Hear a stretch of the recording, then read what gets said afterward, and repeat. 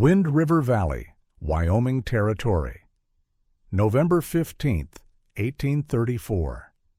Jonas Fletcher's ledger showed a grim accounting. 4 cords of firewood burned by mid-February, with winter only half finished. Ice crystals formed on the cabin's interior walls 3 feet from the stone fireplace. Water buckets froze solid overnight, despite a fire that consumed split logs faster than any man could reasonably haul them. Most trappers in the Rocky Mountains built their cabins the same way. Notched logs, mud chinking, stone fireplaces positioned against outer walls. Standard construction. Everyone did it that way. Fletcher had built his first cabin following those same principles. By spring, he understood his mistake. The cold seeped through walls like they were paper. Summer turned the interior into an unbearable oven. What Fletcher discovered over the next 3 years would quietly transform mountain construction across the Rockies. The method required no new materials, only copper tubing most blacksmiths already stocked, and an understanding of where heat actually went. The axe blade bit into frozen cottonwood with a crack that echoed across the valley floor. Jonas Fletcher, 32 years old and entering his second winter in the Wind River country, had been splitting firewood since dawn. His hands, wrapped in strips of wool torn from an old blanket, ached with each impact. The pile beside his cabin represented 2 weeks of cutting, hauling, and splitting. By Fletcher's calculation, it would last perhaps 6 weeks if he was careful with the fire. He had been a carpenter's apprentice in Kentucky before the fur trade pulled him west in 1833. He knew timber frame construction and board joinery. What he didn't know when he arrived was how to build for altitude, for temperature swings that could drop 50 degrees between noon and midnight, for wind that howled down from the peaks with force that seemed to penetrate solid wood. His first cabin reflected that ignorance. He had selected a good site. Southern exposure for winter sun, a cold spring nearby, timber close enough to drag logs without breaking his back. The valley walls provided some shelter from northwest winds. Every practical consideration checked the right boxes. But the cabin itself was built wrong. Fletcher had cut logs in late summer when sap still ran. He hadn't seasoned them properly. He'd stacked them with bark still attached because removing it seemed like extra work. For chinking, he used whatever material was convenient: clay from the creek bank, moss from shaded areas, even dried grass stuffed into larger gaps. He built his fireplace on the north wall because the ground there was flattest. The entire structure went up in 3 weeks. That cabin taught Fletcher lessons measured in frozen mornings and exhausted evenings. The unseasoned logs shrank as they dried, opening gaps no amount of chinking could permanently seal. The bark held moisture, encouraging rot and providing homes for insects. The clay chinking cracked during the first hard freeze, then crumbled. The moss dried and fell out in chunks. The grass-stuffed gaps became highways for mice. Worst of all was something Fletcher couldn't see, but felt constantly. The cabin had no thermal mass inside the insulated envelope. The stone fireplace sat against the outer north wall, so half its warmth radiated directly outside. The log walls themselves conducted heat away faster than the fire could replace it. On the coldest nights, Fletcher watched frost creep across the inside of his walls, despite keeping the fire roaring. His supply ledger told the story in stark numbers. 4 cords of wood per month during deep winter, 12 cords total for the season. At roughly 1 full day of labor per cord, cutting, hauling, splitting, that meant 12 days spent on firewood alone, not counting the constant trips to feed the fire. Come summer, those same walls that couldn't hold winter warmth somehow trapped every bit of heat. The interior became unbearable. Fletcher slept outside on bare ground because the cabin was hotter than the open air. The answer started coming together in fall of 1835 when a Swedish trapper named Niels Bergstrom stopped at Fletcher's cabin while passing through the valley. Bergstrom had been in the mountains since the early 1820s. He was one of the old-timers who had seen everything and survived it all. He looked at Fletcher's cabin with the practiced eye of someone who knew exactly what he was seeing. He walked around the structure, studying it from different angles. He pushed on some of the logs, checked the chinking, examined how the fireplace was positioned. Finally, he shook his head. "Your cabin is built backwards," Bergstrom said in accented English. "You have made the fire warm the ground outside instead of the floor inside. The cold lives in your walls instead of staying where it belongs." Fletcher had no idea what that meant. Bergstrom explained it in the straightforward way of someone who had figured out these principles through hard experience. Heat, he said, moved in specific ways. It radiated from hot surfaces, a fire, or sun-warmed stone. It conducted through materials, moving faster through some than others. And it rose, which was why the ceiling area of any cabin stayed warmer than the floor. The problem with Fletcher's cabin was that every one of these heat movements worked against him. The fireplace radiated half its warmth to the exterior wall, which conducted that heat straight outside. Rising heat escaped through gaps near the roofline that Fletcher hadn't sealed properly. The log walls acted as moderate conductors, not terrible insulators, but not good ones either. And the cabin had no mass inside to hold warmth after the fire died down. "In the old country," Bergstrom said, "we learned long ago how to keep warm. You build the heat storage inside the house, not outside. The fireplace must be in the center, or at least not touching the outer walls. The mass of stone must be surrounded by warm air, so it holds that warmth and gives it back slowly through the night." He went on to explain that the best cabins he'd seen in the Rockies were built by trappers who had learned from their mistakes, usually after suffering through multiple winters. They positioned fireplaces in the interior when possible, or at least built them with significant mass extending into the living space.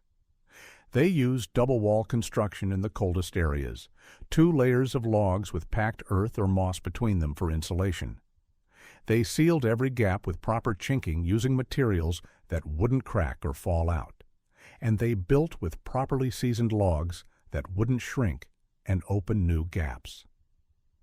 Fletcher listened carefully. He had already started planning his second cabin to be built before the next winter arrived. Everything Bergstrom told him contradicted the accepted wisdom he had followed before, but that accepted wisdom had left him freezing and miserable. The second piece of knowledge came from an unexpected source. That same autumn, a Shoshone woman named Morning Crow came through the valley with her husband, a French-Canadian trapper named Baptiste Marceau. They stopped at Fletcher's cabin to trade. Morning Crow took one look at his setup and laughed. "White men build cold houses," she said in the mixture of Shoshone, French, and English that served as common language in the mountain trade. "You make walls that breathe out warmth like an old man breathes out life." Fletcher was getting tired of people telling him his cabin was terrible, but he was also smart enough to listen when someone who had survived many winters in this country had advice to offer. Morning Crow explained that her people didn't build with logs the way white trappers did. When they made structures meant to last through winter, they used what she called 2 skins, an inner wall and an outer wall with air or insulating material trapped between them. The principle was simple. Air itself was actually a reasonable insulator as long as it didn't move. Trap air between 2 barriers and it couldn't carry heat away. But if you just had a single log wall, the air on both sides of it was in direct contact with the wood, allowing heat to transfer through constantly. Add a second barrier with trapped air between, and you dramatically reduced that heat transfer. Morning Crow described how her people used bark, hides, or woven mats to create double-layer shelters. She explained how they dug lodges partially underground in the coldest regions, using the earth itself as insulation. And she mentioned something Fletcher hadn't considered, that a structure could be designed to work with the seasons, staying warm in winter and cool in summer, if you understood how the sun moved and how air flowed. "In summer," she said, "you want the hot air to leave. Make openings high where the hot air goes. Make shade on the sunny side. In winter, you close the high openings. Make the hot air stay inside. And you keep the earth warmth beneath your floor. Don't let it escape outside. Fletcher spent the rest of that autumn and early winter thinking about everything Bergstrom and Morning Crow had told him. Heat moving in different ways, trapping air, positioning the fireplace where its warmth would stay inside instead of escaping. Double walls and proper materials, his own carpentry background, which gave him skills most trappers lacked. By December, he had worked out a plan for a new cabin. He would rebuild from scratch, using everything he had learned. The construction would take most of the following summer, but it would be worth it to have a structure that actually worked with the mountain climate instead of fighting it. Fletcher started cutting logs in late fall of 1835, when a sap had retreated and wood would season better. He cut twice as many logs as he would need for a standard cabin because his design called for double walls in critical areas. He let the logs sit through winter, stacked with spacers between them to allow air circulation. By spring, when most moisture had left the wood, he began construction. The first major change was the foundation and floor. Fletcher's original cabin had sat directly on ground with a packed earth floor. The new design incorporated stone foundation piers at corners and midpoints, raising the entire structure about 2 feet off the ground. This created a crawl space that served multiple purposes. It kept bottom logs away from ground moisture and rot. It provided a buffer of air between cold earth and living space, and it allowed Fletcher to store items that needed to stay cool in summer but protected from deep freezing in winter. The floor itself was made from split logs, puncheons laid flat side up over thick support beams. This created an actual wood floor, much warmer underfoot than packed earth, and provided better insulation from cold below. The air gap in the crawl space, combined with the mass of the wood floor, created a thermal buffer that kept the living area noticeably warmer. The second major change involved walls themselves. Fletcher built the main structure with large, carefully fitted logs. Each one was debarked and hewn flat on top and bottom where they contacted each other. This was more work than using round logs, but it created much tighter joints with fewer gaps to fill. But he didn't stop there. For the north and west walls, the sides that faced prevailing winter winds, Fletcher built a second wall 2 feet inside the main wall. This inner wall was made from smaller logs, also hewn flat. The 2-foot gap between walls was filled with a mixture of materials. Dried moss at the bottom, then a thick layer of dry leaves and forest duff, then more moss, then a final layer of clay mixed with grass. The idea was to create multiple layers of trapped air and insulating material. The east and south walls didn't get full double wall treatment because they faced winter sun and less severe weather. But Fletcher chinked these walls much more carefully than his first cabin, using a specific recipe he had developed. The base layer was small split wood pieces wedged tightly into gaps. Over this went a mixture of clay, sand, and horsehair. He had traded for a bag of tail and mane trimmings from a settler's ranch down valley. The hair reinforced the clay, preventing cracks. The sand added structure. The clay provided the seal. But Fletcher added one more element to his chinking recipe: lime. He had learned from another trapper that mixing a small amount of lime into clay chinking made it more resistant to water damage and cracking. The lime created a mild chemical reaction that hardened the mixture and made it more durable. His chinking, with its wood backing and lime-enhanced clay-sand hair mixture, proved remarkably durable through temperature swings and weather changes. The third major change was the fireplace and heating system. Instead of building against an outer wall, Fletcher positioned his fireplace in the interior, about 4 feet from the north wall. He built the firebox and hearth from carefully selected stones, flat ones for the firebox floor, rounded river stones for the upper structure.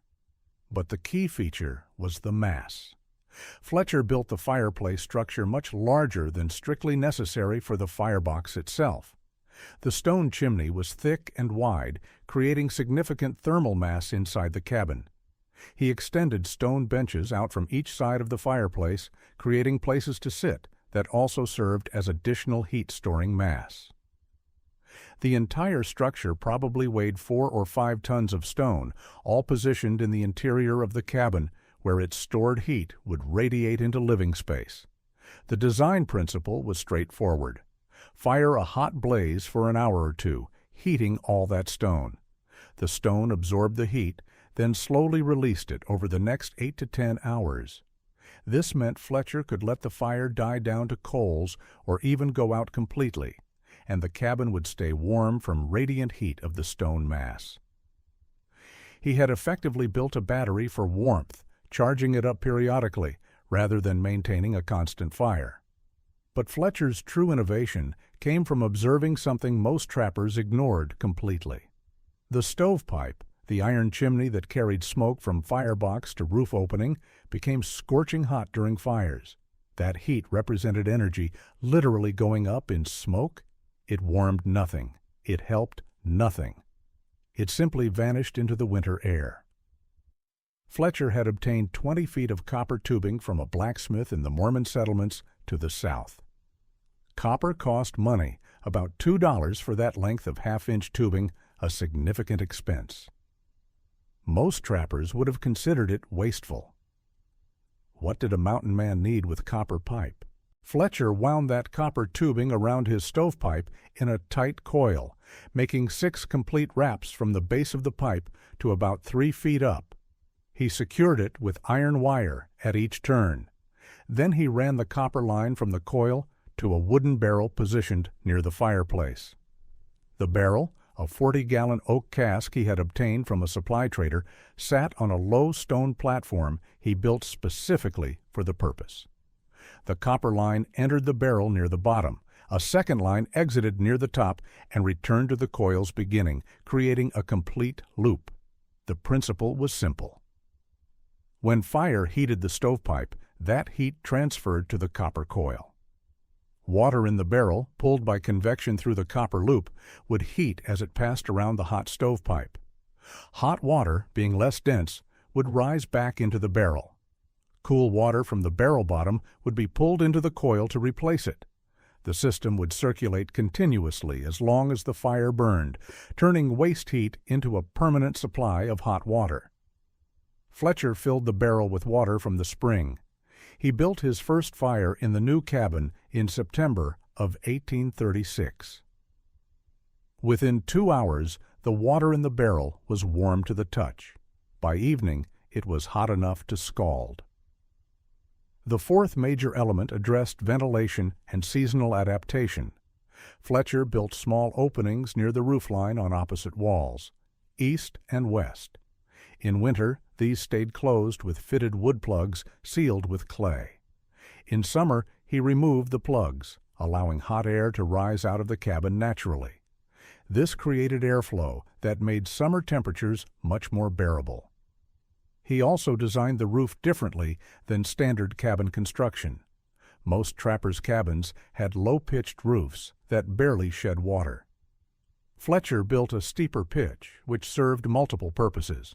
It shed snow more effectively in winter, preventing dangerous loads from building up.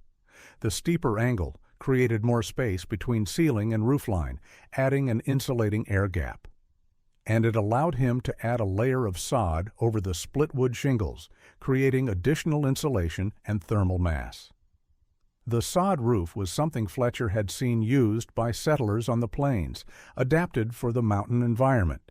He laid split cedar shakes as base layer, then spread several inches of clay over them as moisture barrier, then added thick layer of good soil held in place by wooden frames at the eaves.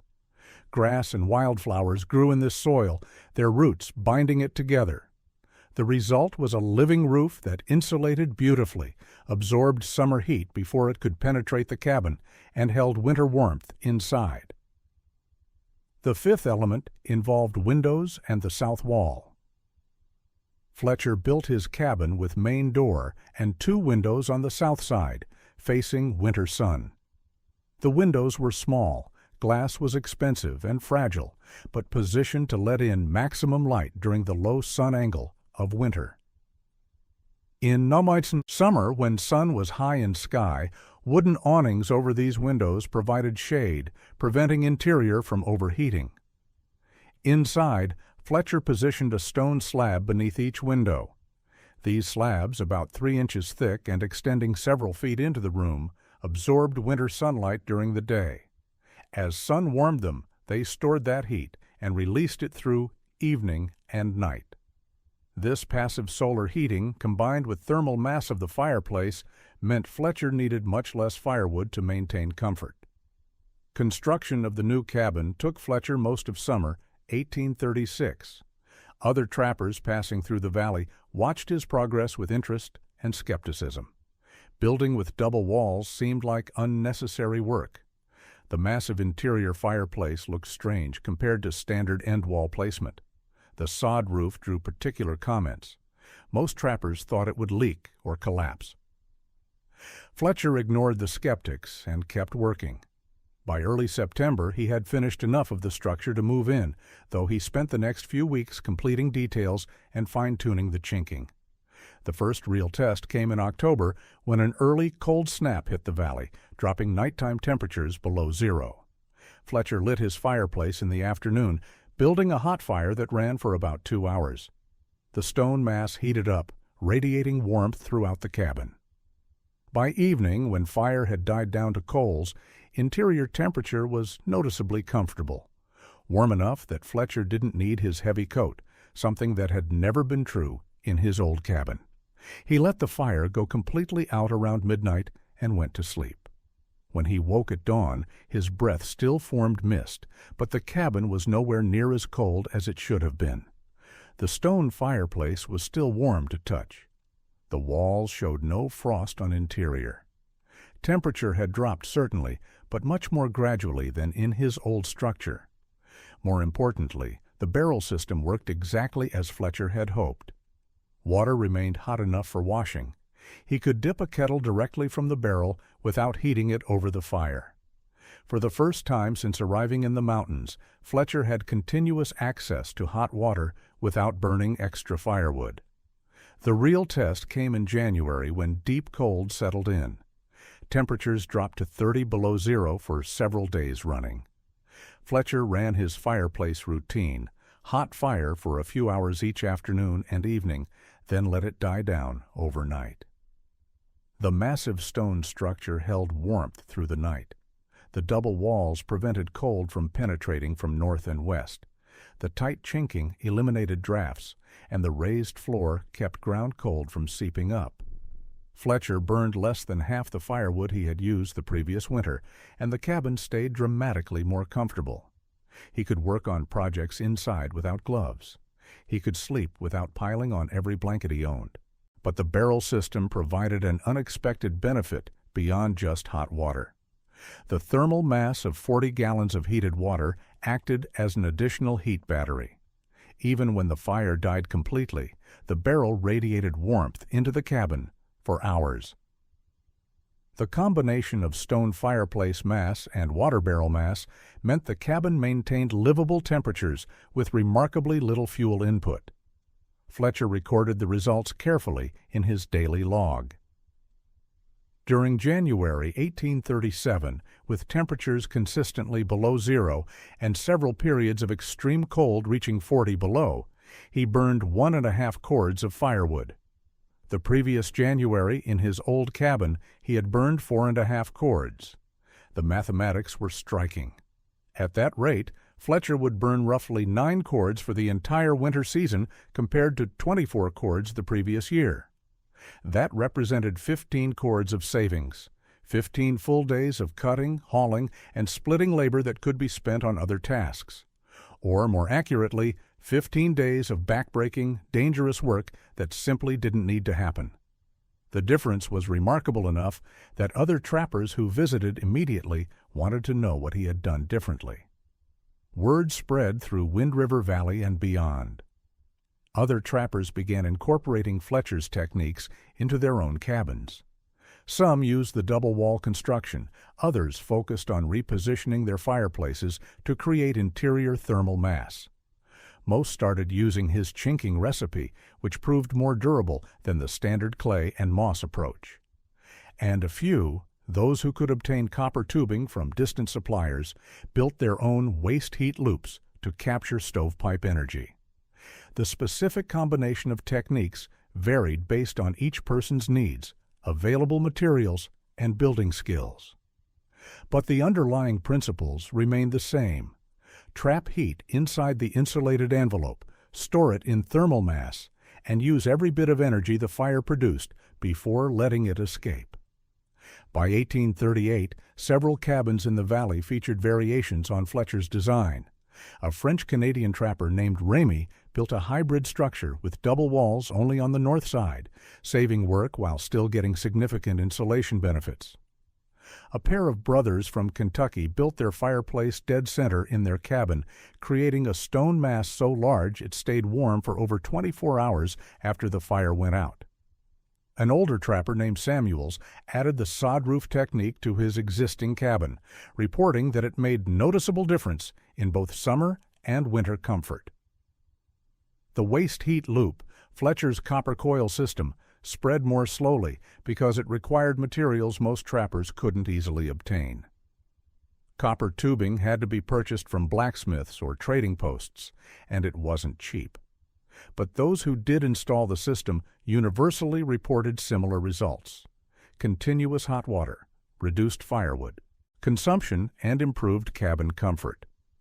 Fletcher himself continued refining his approach. He added a small attached greenhouse on the south side of his cabin in late 1837, using it to extend his growing season for vegetables and provide additional passive heating in winter. He experimented with different chinking materials, eventually settling on a recipe that included small amounts of tallow for water resistance. The fundamental innovation wasn't any single technique. It was the recognition that heat could be managed, directed, and stored, not just generated and lost. Every piece of Fletcher's design served that purpose. The double walls trapped heat. The interior mass stored it. The waste heat loop captured it before it escaped. The result was a structure that required less than 40% of the fuel a standard cabin needed while providing superior comfort year-round. The summer benefits of Fletcher's design became apparent during the hot months of 1837. While other cabins turned into ovens, Fletcher's structure stayed noticeably cooler. The sod roof absorbed heat before it could penetrate. The thick walls with their trapped air layers prevented heat from conducting inward. The high ventilation openings allowed hot air to escape, and the stone fireplace, no longer used for heating, actually helped cool the space. The massive stone stayed cool from winter months and slowly absorbed summer heat, preventing temperature spikes. Fletcher discovered he could enhance summer cooling by opening his door early in morning when outside air was coolest, letting that cool air flow in and displace warmer interior air. By mid-morning, he would close everything up, trapping cool air inside. The thermal mass of walls and fireplace then kept interior comfortable through hot afternoon. In evening, he would repeat the process, purging accumulated heat and bringing in cool night air. The passive climate control worked remarkably well for a design created with no formal engineering knowledge. Fletcher had simply observed how heat moved, learned from people who had solved similar problems in different ways, and combined those lessons into functional design. Other innovations spread through mountain communities during this period, though Fletcher didn't claim credit for all of them. Some trappers started building with logs placed vertically rather than horizontally, creating fewer horizontal joints where water could collect. Others experimented with different roof designs, creating steeper pitches or adding ventilated attic spaces. A few built attached shed structures on north side of their cabins, creating additional wind buffers. The underground cellar became another common feature, though Fletcher hadn't incorporated one in his original design. Dug into hillside behind or beside a cabin, these cellars maintained remarkably stable temperatures year-round. Cool in summer for food storage, relatively warm in winter compared to outside. Some trappers even dug cellars directly beneath their cabins, accessed through trapdoors, creating additional insulation between living space and frozen ground. By early 1840s, as beaver trade collapsed and many trappers left the mountains, the knowledge of building climate-adapted cabins had spread throughout Rocky Mountain communities. Settlers arriving in region often found trappers' cabins with these features already incorporated, and they adopted the techniques for their own construction. The specific methods continued evolving: better chinking recipes, improved fireplace designs, more sophisticated ventilation systems. But core principles remained. Build for the climate you face, not the climate you wish you had. Use thermal mass to store energy. Trap air for insulation. Capture waste heat before it escapes. Design for seasonal adaptation. And above all, take time to build right, rather than building fast. Fletcher himself stayed in Wind River Valley until 1843. The fur trade was dying, but he had come to love the mountains and the valley, where he had learned his hard lessons about cabin building. He eventually married a Shoshone woman, Morning Crow's cousin, and they raised 3 children in that carefully built cabin. He made his living guiding settlers through mountain passes, using knowledge he had gained during his trapping years.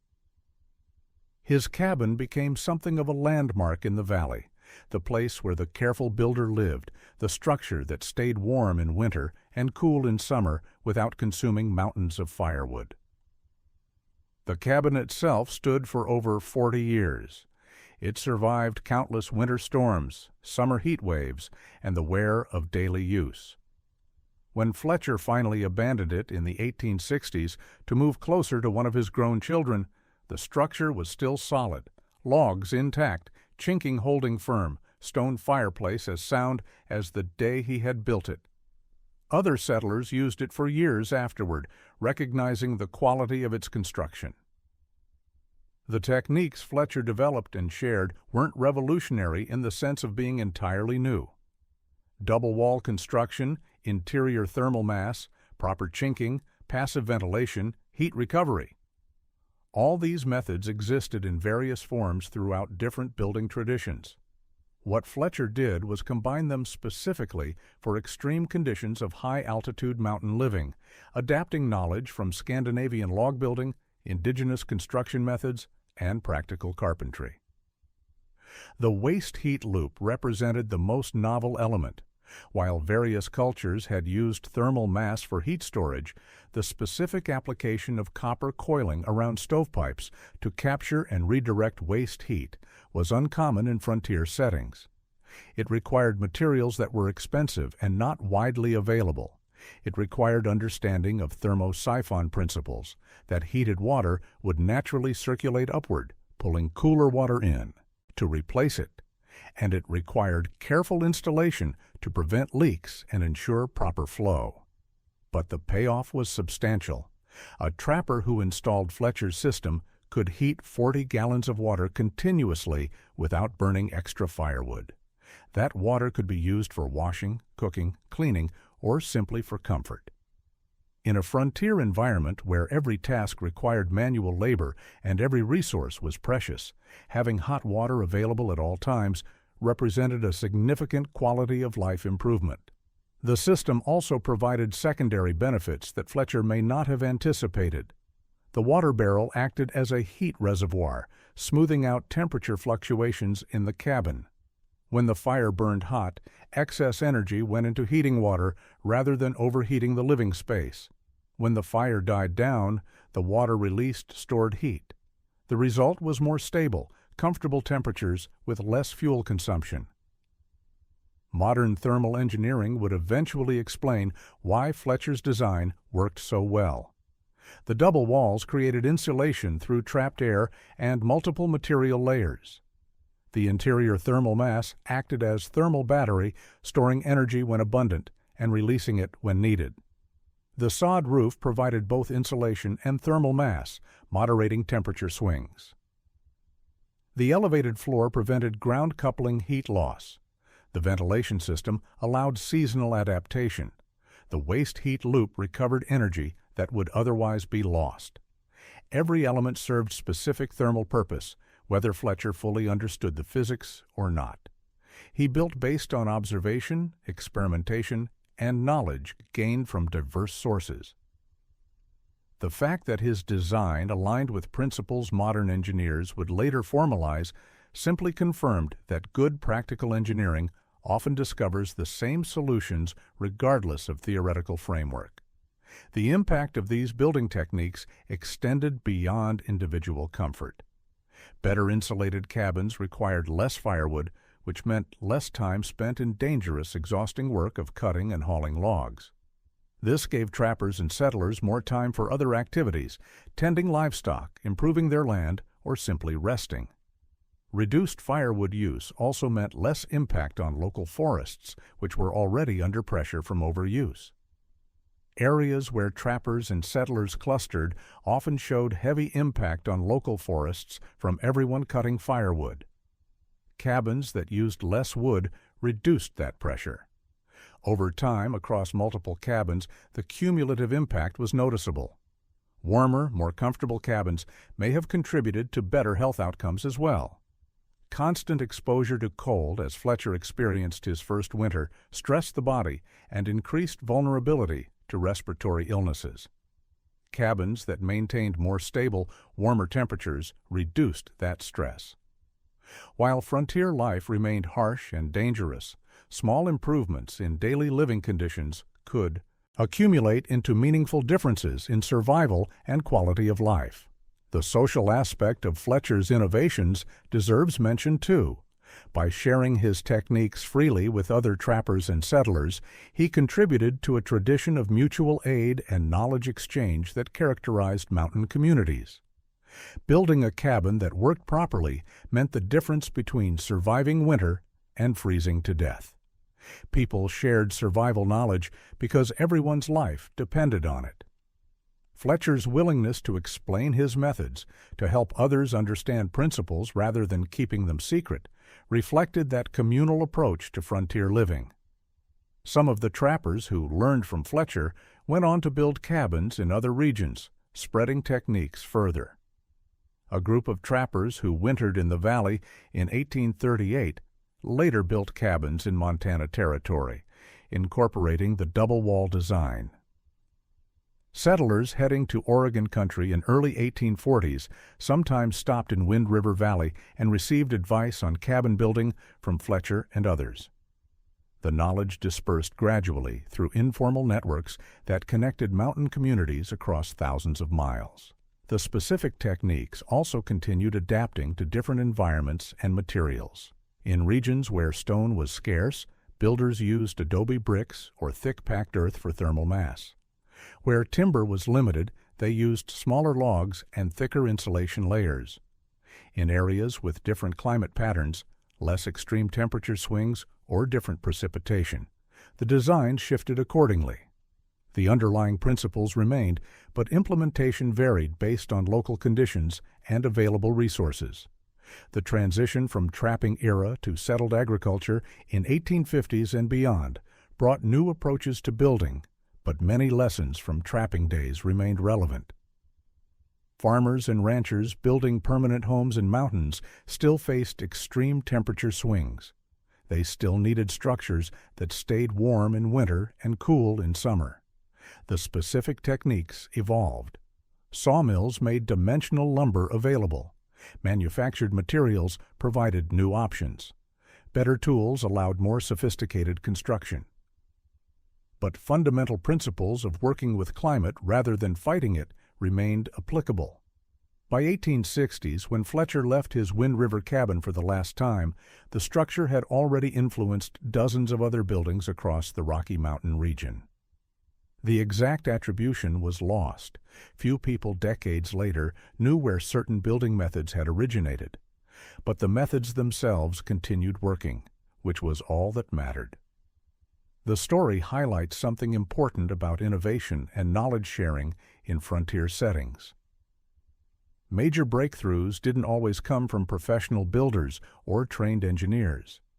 Sometimes the most valuable innovations came from observant people willing to learn from mistakes, listen to diverse knowledge sources, and experiment until they found better solutions.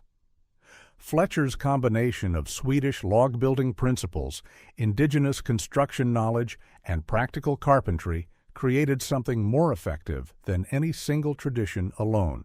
It also demonstrates how environmental challenges forced adaptation. Fletcher's first cabin would have been adequate in many environments. In extreme conditions of Wind River Valley at 8,000 feet elevation, it was barely livable. The specific circumstances demanded better solutions, pushing Fletcher to think creatively and combine different approaches.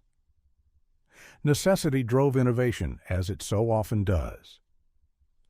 The fundamental lesson from Fletcher's work, that buildings can be designed to work with climate rather than simply resist it, remains relevant. Modern green building and passive house design follow similar principles. Use thermal mass to store and release heat strategically, create insulated envelopes to prevent heat transfer, design for natural ventilation when beneficial, orient structures to take advantage of passive solar heating. These aren't new ideas. Mountain men in the 1830s understood these principles, even if they expressed them differently than modern engineers. Fletcher died in 1871 at age 62, having lived far longer than most mountain men of his era. He had seen the beaver trade boom and collapse. He had witnessed transformation of mountain wilderness into settled territory. He had watched railroads cut through valleys where only game trails had existed. Through all those changes, he remembered those early winters in Wind River Valley, learning the hard way how to build a cabin that actually worked.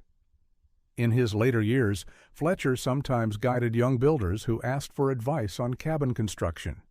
He would share what he had learned, explaining about double walls and thermal mass, about proper chinking and seasonal ventilation. Some listened carefully, others nodded politely, and built whatever was quickest and easiest. Fletcher didn't worry about it. He had learned that people had to be cold enough times, had to burn enough extra firewood, before they would put in effort to build properly. But for those who did listen and apply the principles, the reward was immediate and lasting. A cabin that stayed warm in winter without burning excessive firewood. A structure that remained cool in summer without requiring constant attention. A home that worked with the environment rather than fighting it.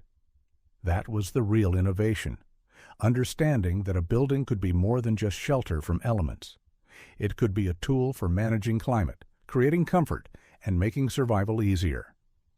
The techniques Fletcher developed and shared represented accumulated wisdom from multiple sources, adapted to specific conditions through trial and error.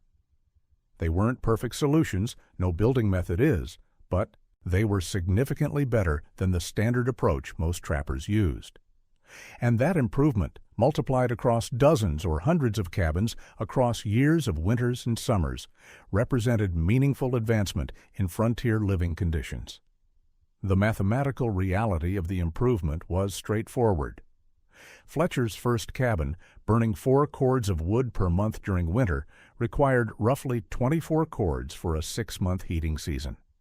At rate of 1 cord per day of hard work cutting and hauling, that represented 24 days of dangerous, exhausting labor. His improved cabin, using roughly 1.5 cords per month, needed only about 9 cords for same period, 9 days of work instead of 24. That 15-day difference could be spent hunting, trapping, improving the homestead, or simply resting. The fuel efficiency also meant less deforestation around the cabin. The relationship between building efficiency and environmental impact, though not discussed in those terms at the time, was real. Fletcher's specific cabin, that carefully built structure in Wind River Valley, eventually fell into disrepair after being abandoned in 1860s.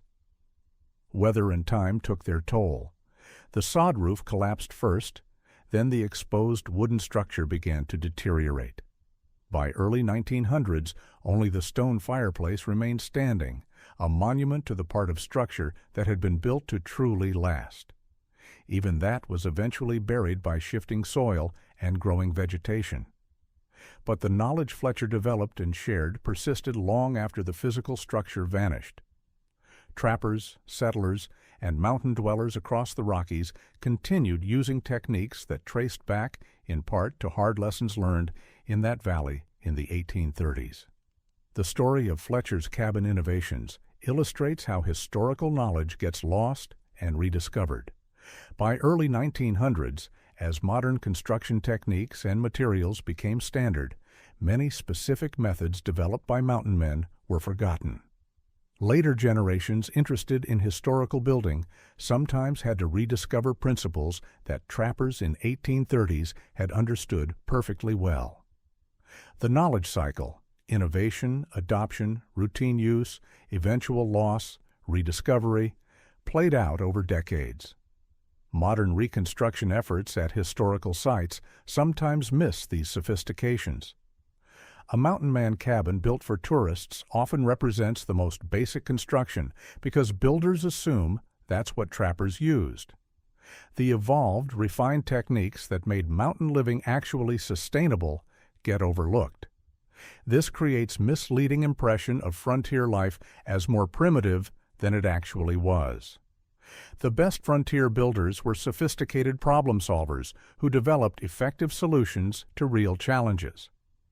The legacy of these building innovations extended into 20th century through what is sometimes called vernacular architecture, buildings designed and constructed by their users rather than professional architects. Ranchers and homesteaders in Mountain West continued using double-wall construction, interior thermal mass, and other techniques developed during trapping era. The knowledge persisted as practical tradition even after its origins were forgotten. Fletcher's contribution was ultimately about sharing knowledge rather than keeping secrets. He could have kept his building techniques to himself, maintaining an advantage over other trappers. Instead, he freely explained what he had learned, helping others improve their own living conditions. This generosity reflected the cooperative ethic necessary for survival in harsh mountain environment. When everyone's cabins worked better, everyone was safer and more likely to survive the winter. The broader context matters too. The 1830s and 1840s were height of mountain man era. Men like Jim Bridger, Kit Carson, and Jedediah Smith became legends for their wilderness skills and survival against incredible odds.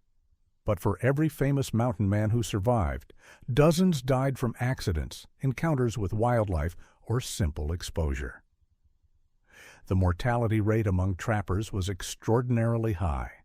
Any technique that improved survival odds was valuable.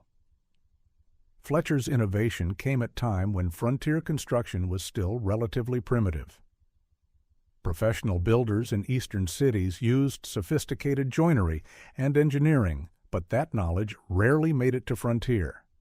Mountain men built with whatever skills they had brought from previous lives, usually basic carpentry at best. Fletcher's genius was recognizing that techniques from formal construction could be adapted to frontier conditions using available materials and simple tools. The waste heat loop, that simple copper coil wrapped around a stovepipe, represented practical engineering at its finest. No theoretical calculations, no complex mathematics. Just observation that heat was escaping, recognition that copper conducts heat well, and understanding that heated water naturally circulates. The system worked because it aligned with physical principles, not because Fletcher understood thermodynamics in formal sense. He built based on what he could see and measure. The water got hot, the cabin stayed warm, the firewood lasted longer. That was proof enough. The cabin stood alone on Wind River Valley floor for 43 years. When it was finally dismantled in 1909, the logs salvaged for another structure, the stones scattered, one piece remained in place. The hearthstone. the flat granite slab that had formed base of Fletcher's fireplace, where thousands of fires had burned across decades of mountain winters. That stone, weighing perhaps 400 pounds, was too heavy and awkward to move for any practical purpose. It stayed where Fletcher had laid it in 1836. Grass grew around it. Snow buried it each winter, but it endured. In 1963, the Wyoming Historical Society placed a bronze plaque on that stone. The inscription reads, "Site of Jonas Fletcher Cabin, built 1836, pioneer of thermal-efficient frontier construction. His innovations in heat conservation and recovery influenced mountain building practices throughout the Rocky Mountain region." The site sits on private land now, but the family allows visitors. Descendants of trappers who learned from Fletcher sometimes make pilgrimages. Historians studying frontier survival visit. Builders interested in passive solar design and thermal mass construction examine the location, trying to understand how one man, with basic tools and keen observation, changed how people survived in one of harshest environments on American frontier. The fundamental insight remains valuable. Buildings should be designed to work with their environment, rather than simply resisting it. Understanding how heat moves, how materials behave, how seasons change, and how natural forces interact, these principles enable creating structures that are more comfortable, more efficient, and more sustainable. Fletcher learned these lessons the hard way, freezing through a Rocky Mountain winter in a poorly built cabin. His willingness to observe, experiment, learn from others, and share what he discovered created knowledge that spread through mountain communities and influenced frontier building for generations. The waste heat loop, that elegant solution to capturing energy before it escaped, epitomized Fletcher's approach. The stovepipe was already there. The heat was already being produced. The copper tubing cost $2. The barrel could be obtained through trade. The installation took perhaps a day of careful work. For that minimal investment of money and time, Fletcher gained continuous hot water and reduced his firewood consumption by more than half. The return on that investment played out every single day across multiple winters. That's the nature of good engineering. Small, thoughtful interventions that compound into significant advantages over time. The story ends not with Fletcher's death in 1871, but with the ongoing use of principles he helped develop and spread. The hearthstone remains, marking where it all began. The copper coil in the museum tells part of the story. The ledger entries document the results. But the real legacy lives in the knowledge itself, passed from builder to builder, adapted to new circumstances, refined through continued use. Heat can be managed. Thermal mass stores energy. Insulation prevents loss. Waste streams become resources. Climate is not enemy to be conquered, but force to be understood and worked with. Fletcher's cabin proved all of that, not through argument or persuasion, but through simple fact of working better than anything around it. The wind still hits different at 8,000 feet in Wind River Valley. But the cabin's built. There now, informed by more than a century of accumulated knowledge, aided by modern materials and tools, stand against that wind with confidence Fletcher would recognize. They trap heat, they store energy, they adapt to seasons, they turn waste into resource. Some of them even have copper coils wrapped around their stovepipes. What choice would you have made in Fletcher's position? Build fast and freeze, or build slow and survive? The frontier demanded decisions that played out across entire winters. Share your thoughts in the comments. Practical stories keep this history alive.